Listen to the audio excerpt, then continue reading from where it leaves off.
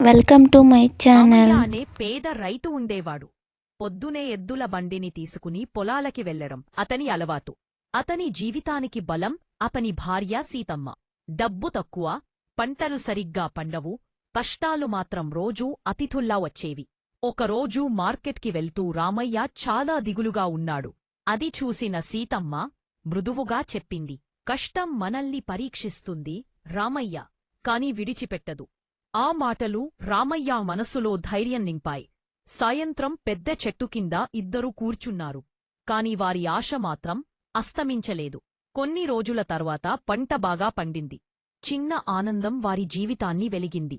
అప్పుడు రామయ్య అన్నాడు, మన దగ్గర డబ్బు తక్కువైనా మన ప్రేమే మన అసలైన సంపద్. సీతమ్మ చిరునవ్వుతో తల ఊపింది. రామయ్య సీతమ్మ కథ. Thank you for watching. Like, share, subscribe.